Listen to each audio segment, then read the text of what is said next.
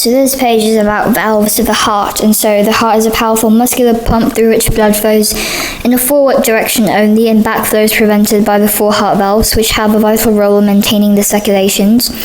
So each of the two sides of the heart has two valves, and on the right side of the heart, the tricuspid valve lies between the atrium and the ventricle, and the pulmonary valve lies at the junction of the ventricle and the pulmonary trunk.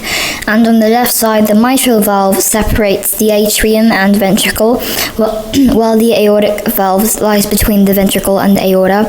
And so the tricuspid and mitral valves are also known as the atrioventricular valves, as they lie between the atria and the ventricles on each side.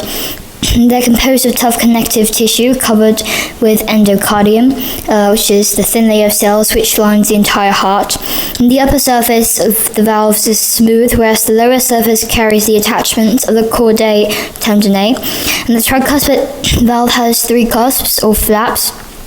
And in contrast, the mitral valve has only two, and is consequently also known as the bicuspid valve.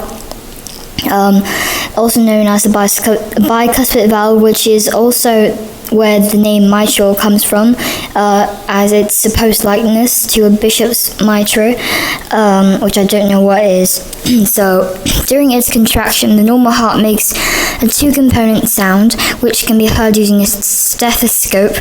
And the first of these sounds come from the closure of the atrioventricular valves, while the second is due to the closure of the pulmonary and aortic valves. So this is a diastolic heart with the atria removed. It's kind of messed up, obviously. This is the left coronary artery, and it supplies the heart with blood from the aortic sinus. This is the open mitral valve, which allows blood to flow from the left atrium and the left ventricle. This is the closed pulmonary valve, which lies in the beginning of the pulmonary trunk, preventing backflow into the right ventricle.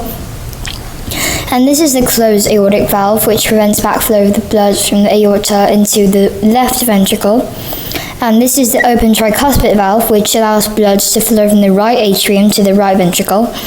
And so when the heart is systole, the ventricles are contracting and the aortic and pulmonary valves open, allowing blood to be pumped out of the heart. And during diastole, the heart muscle of the ventricles is relaxing, and the tricuspid and mitral valves are open, allowing blood to flow from the atria to fill the ventricles. That's it.